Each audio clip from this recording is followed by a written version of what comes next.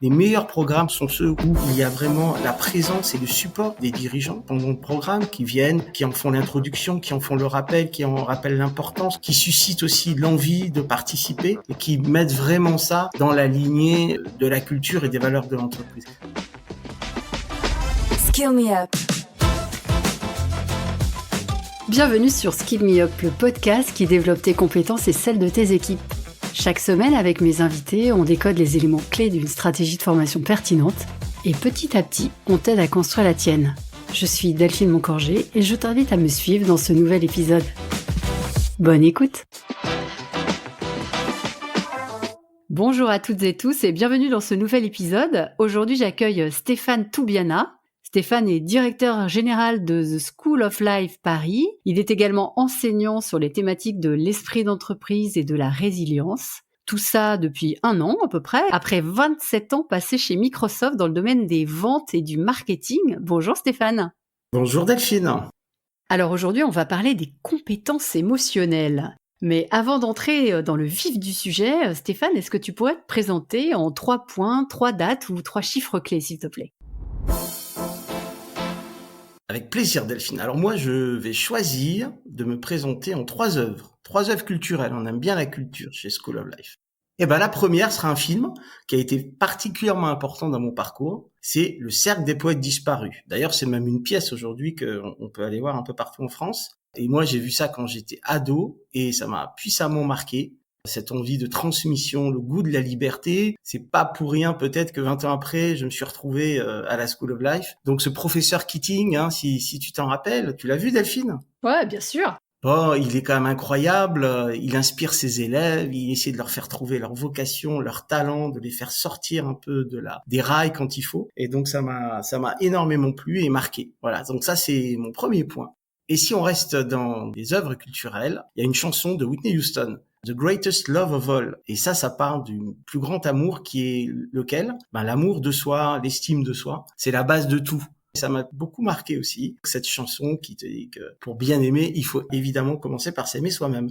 Et puis la troisième, j'aime bien chanter, j'aime bien danser, et donc j'aime bien les comédies musicales. Et c'est Chantons sous la pluie. Chantons sous la pluie, il y a de la joie, il y a de l'optimisme, il y a de la résilience. Là, cet acteur du cinéma muet qui doit complètement se remettre en question parce que arrive le parlant et donc il est au fond du trou et puis il va avoir une idée créative et puis il va se remettre en scène et puis il va trouver l'amour en faisant ça. C'est un super storytelling, mais il y a beaucoup de choses d'actualité aussi. C'est la première fois qu'on se présente avec des œuvres culturelles, donc je trouve ça super. Merci beaucoup Stéphane.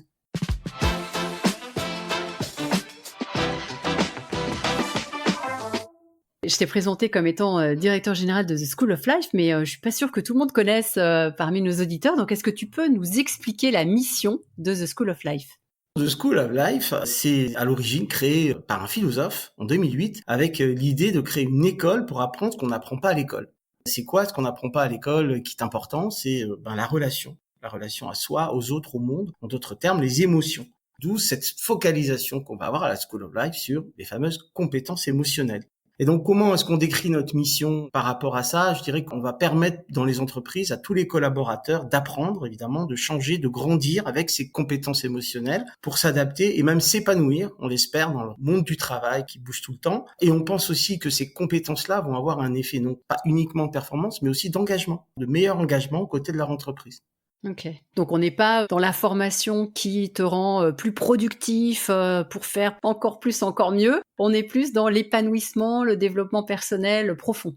Exactement. Et avec cette conviction qu'on a à la School of Life, c'est que c'est pour l'intérêt bien compris des deux parties. On le sait bien, des collaborateurs épanouis et engagés génèrent une meilleure performance. Donc, c'est pas forcément le bien-être pour le bien-être et l'entreprise ne va pas devenir une association caritative pour le bien-être de ses collaborateurs. Mais on sait bien que depuis cette fameuse théorie de la symétrie des attentions, globalement, on pourra jamais mieux traiter ses clients qu'on traite ses collaborateurs. Et donc déjà ça dit beaucoup de choses sur la nécessité de développer ses compétences et de développer l'engagement. Ouais. Et c'est clair que si on se sent bien, on se sent plus engagé, on a envie de faire bien son travail, et puis ça nous fait des fois des parenthèses où on apprend des choses pour soi. Du coup, parmi les ateliers que vous proposez, est-ce que y en a qui sont un peu des best-of, ou qui sont les plus demandés, ou sur lesquels vous avez plus de public ? Aujourd'hui, on va toucher beaucoup de choses, hein. On va avoir plus de 50 thèmes sur ces fameuses compétences émotionnelles, donc ça va toucher assez large. Mais ces compétences importantes qu'on nous demande de plus en plus, c'est les compétences qu'on appelle du 21e siècle, les fameuses 4C, globalement mieux communiquer, mieux coopérer, réfléchir avec esprit critique, être plus créatif. Et donc concrètement, un des ateliers qui vont bien marcher, c'est apprendre à apprendre. Également des ateliers autour de la confiance, se faire confiance et inspirer confiance. Faire confiance aux autres également, la résilience, tout ça, c'est des choses très importantes. Parmi les publics que vous accueillez, en fait, c'est quel type de personnes? C'est des cadres, des managers, des jeunes talents, des sans-emploi? Enfin, qui vient vous voir? Eh bien, c'est tout ça. Alors, qui vient nous voir, c'est tout le monde. On accueille tout le monde, nous. On est ouvert. Il y avait depuis 2008 ces cours du soir qui accueillaient tout le monde. C'est notre ADN d'accueillir tout le monde, évidemment. Et donc, ces ateliers de School of Life ou ces programmes sont pas du tout réservés à des comités de direction, à des leaders, qui sont par ailleurs très bien pourvus en dispositifs pour eux, avec beaucoup de coaching exécutif. Nous, on veut plutôt essayer de se concentrer sur tout le monde. Et donc, concrètement, on va trouver souvent des personnes qui sont dans un moment de leur vie professionnelle où ils vont se poser des questions, ils vont être dans une transition. Donc, c'est comme ça qu'on va trouver, par exemple, des jeunes managers ou des aspirants managers qui vont vouloir essayer de comprendre la nouvelle posture qu'ils vont devoir prendre pour développer une équipe. On va trouver des jeunes aussi dans des programmes d'intégration, d'onboarding qui vont essayer de comprendre l'entreprise, ses valeurs, sa culture et pouvoir s'intégrer dedans. On va trouver des gens qui vont juste vouloir prendre du recul à un moment donné pour donner un nouvel élan à leur carrière. Vous avez aussi, si j'ai bien compris, des programmes que vous faites spécialement pour des entreprises. Dans ces cas-là, ça se passe comment? Vous intégrez dans des parcours existants, vous co-construisez, enfin, comment ça se passe?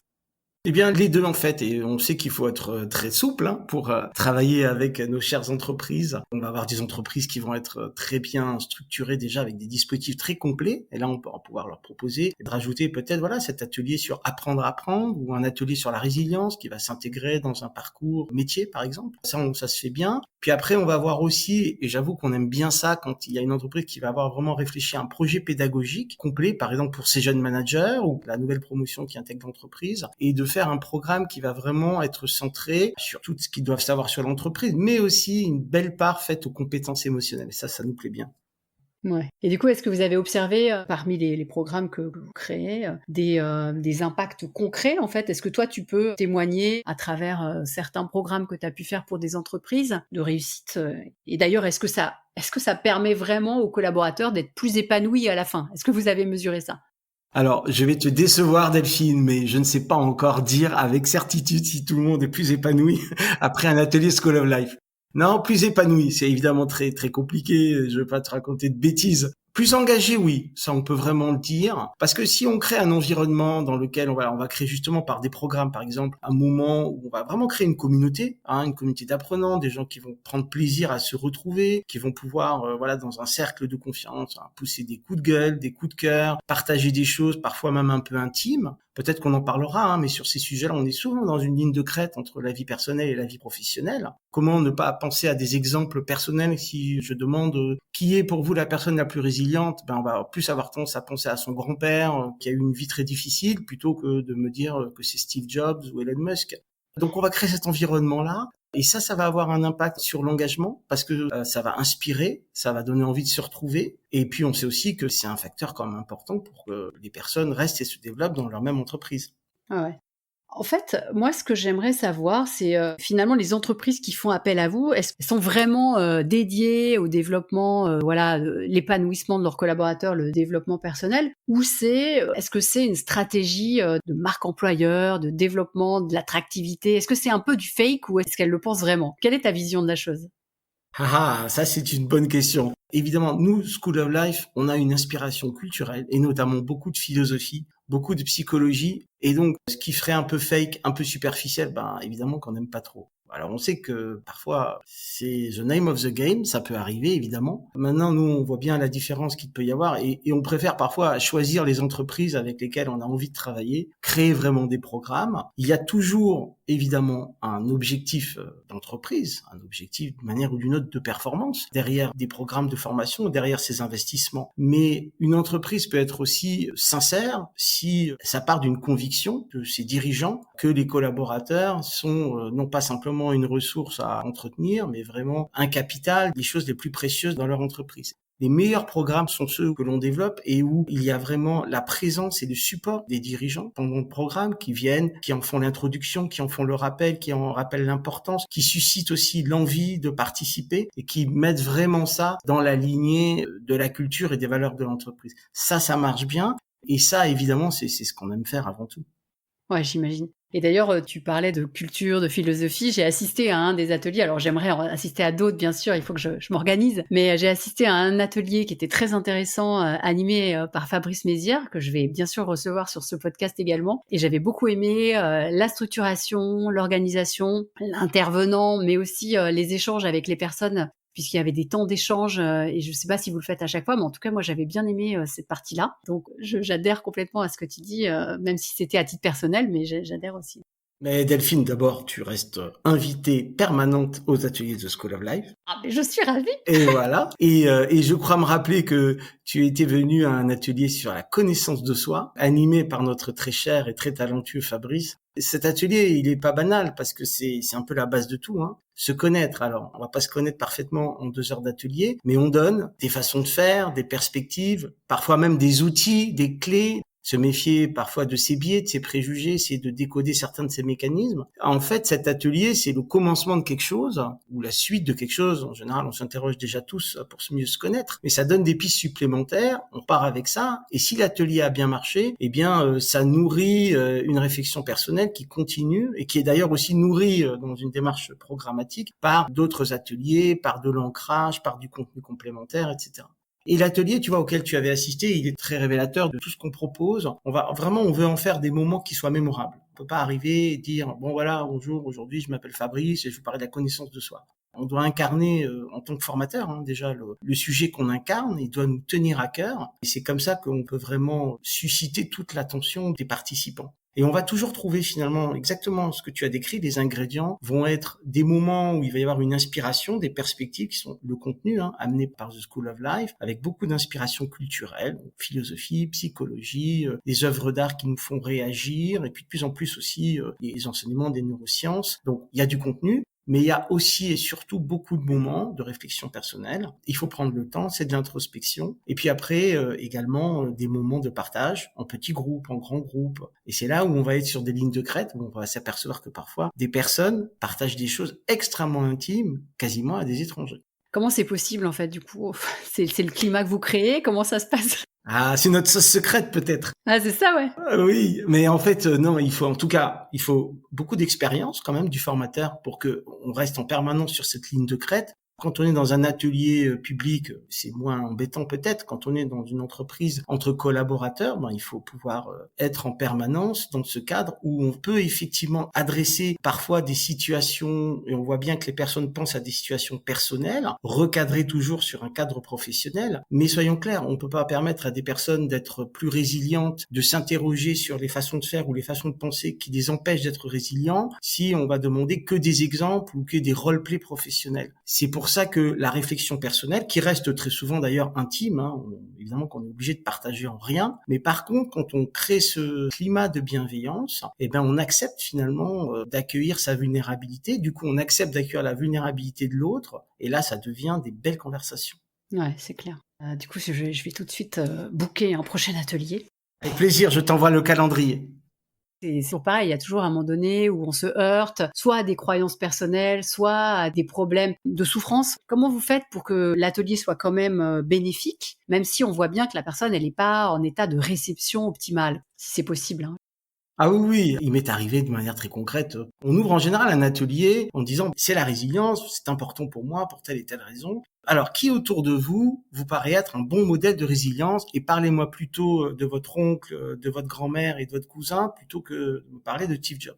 Et les gens partent à ce moment-là. Et parfois, je suis tombé sur des histoires où il y avait même des larmes, des pleurs, énormément d'émotions dès le début. Et je trouve que c'est une énorme richesse, en fait. Il faut après, évidemment, le recadrer. Un atelier School of Life va pas être une séance de coaching et encore moins de psychothérapie personnelle. Après, ça doit rester dans un centre de gravité du groupe. Mais c'est intéressant de noter que quand quelqu'un arrive comme ça avec un exemple personnel, il va faire réfléchir tout le monde, en fait. Et il va créer aussi une ambiance, un climat qui va après être très bénéfique pour l'ensemble du groupe, en fait. Et au-delà, finalement, pour les équipes, pour l'entreprise dans laquelle ces collaborateurs seront. Donc au contraire, il faut vraiment l'accueillir, il faut le limiter à un moment donné, et c'est le rôle du formateur, mais il faut vraiment bien l'accueillir. Limité dans le temps, limité en intensité peut-être aussi, et pour essayer que Absolument, ça reste acceptable et entendable pour tout le monde. tout à fait. Et alors dans un monde où il y a l'IA prend de plus en plus de place, comment on gère ces compétences émotionnelles? Du coup, est-ce que c'est pas un peu antinomique avec ce développement tous azimuts de l'IA par-ci, l'IA par-là? Comment tu te positionnes par rapport à ça? Ah bah j'espère bien que c'est pas antinomique, et je te dirais même que pour moi c'est même le contraire. On avait d'ailleurs animé un webinaire il y a quelque temps sur ce sujet, parce que finalement toutes les études du Forum économique mondial, de McKinsey, toutes les études stratégiques montrent qu'il va devenir de plus en plus important à l'heure où beaucoup de choses vont s'automatiser. Ça va être ces compétences émotionnelles et relationnelles. On appelle ça les emotional and social skills, et donc exactement ce qu'on disait, la capacité à apprendre en permanence toute sa vie, la capacité à savoir de mieux en mieux rebondir, être résilient, la coopération évidemment, l'intelligence devient de plus en plus collective, donc derrière la coopération, l'envie de partager, l'empathie. Il y a également beaucoup de choses autour de la créativité, ça t'étonnera pas. Donc c'est aussi pour moi une formidable opportunité, l'IA, de se dire que l'on peut se concentrer sur finalement des choses qui font de nous des humains. Et qu'est-ce qui nous distingue finalement de plus en plus de la machine? C'est les émotions. Donc moi, je suis comme sur du velours avec ces compétences émotionnelles. Je suis absolument convaincu que ça va se développer big time et que ce sera certainement un excellent complément à ce tsunami de l'IA qui va arriver. Et pour terminer, tu parlais de l'importance d'harmoniser donc vie perso, vie professionnelle. Comment tu pourrais expliquer la contribution de vos ateliers à cet objectif-là? Comme je l'ai un peu expliqué, en fait, on est dans une approche où on essaie de considérer, si on veut avoir un impact sur les capacités, l'état d'esprit, les croyances, les histoires qu'on se raconte de tout un chacun, s'appuie autant dans la vie personnelle que dans la vie professionnelle. Et donc, ces frontières, elles s'estompent de plus en plus. Et nous, notre approche, c'est vraiment de se dire, on a même d'ailleurs un atelier dédié là-dessus, de se dire comment est-ce qu'on peut, plutôt que chercher l'équilibre du temps stricto sensu avec, il faut comptabiliser le temps de l'un, le temps de l'autre, en fait, une harmonie plus globale, où on va finalement avoir une vision plus holistique de toutes les vies qu'on a. Oui, parce qu'en fait, quand on est une seule et même personne, on n'est pas plusieurs. Exactement. C'est là où le School of Life apporte vraiment quelque chose, parce qu'on est né dans la vie personnelle d'une certaine façon. Et c'est avec le temps que on s'est développé dans des programmes d'entreprise, et on garde cet ADN de la personne qui a des besoins tout à fait classiques, qui sont les mêmes, qui sont universels, des besoins de relation, des besoins de reconnaissance, tout ce qui va nourrir notre élan vital, notre motivation intrinsèque. Et donc on va la trouver dans nos vies professionnelles, et évidemment dans nos vies familiales, dans nos vies amicales et dans nos vies intimes. Et toutes ces vies-là, nous, on prône plutôt de les harmoniser, de les rendre plus globales, de pas créer de désalignement, de dissonance, de choses où on se sent pas aligné avec son entreprise, typiquement, on n'est pas en phase avec les valeurs qu'elle prône. Et donc, trouver du sens, c'est ni l'entreprise qui va trouver tout le sens de notre vie, ni peut-être même que la vie amicale ou même familiale. Et c'est probablement un ensemble de tout ça qui va développer cet élan, cet engagement dans nos vies en général. Et en faisant ça, d'ailleurs, je trouve que ça remet aussi une place assez saine au travail. Dans ce fameux atelier sur harmoniser vie pro, vie perso, peut-être, Delphine, ce sera le prochain que tu pourras venir. Prochain à faire, ouais. Eh ouais, avec plaisir. En tout cas, une des choses, c'est qu'on s'interroge justement sur la place du travail dans nos vies. Et en fonction de chacun de nous, elle est très différente. Il y en a pour qui c'est très statutaire, il y en a qui font reposer une trop grande partie de leur identité sur leur travail, il y en a pour qui c'est une source d'épanouissement, il y en a pour qui c'est une source d'engagement, il y en a pour qui c'est une source de sens. Et donc, il faut retrouver une place beaucoup plus saine et normale à l'intérieur d'une vie évidemment plus globale. Dans cet atelier-là, allez, je fais un peu de spoil, mais on va se demander, par exemple, ça représentait quoi le travail à l'époque pour Louis XIV? Probablement un peu différent de nous. Ça représentait quoi le travail et l'engagement pour Rosa Parks, pour la Boétie et même Taylor Swift? Tu vois, on va puiser très large, mais ça nous donne justement des perspectives sympas. Ouais, mais alors après, on peut se dire, quand on fait quelque chose qu'on aime, est-ce que c'est vraiment un travail? Donc, après, on part dans une réflexion philosophique. Où s'arrête le travail? Est-ce que c'est la contrainte ou est-ce que c'est le labeur? C'est une grande question, absolument. Ok, je te remercie beaucoup, Stéphane, et te propose de passer maintenant aux questions signatures du podcast.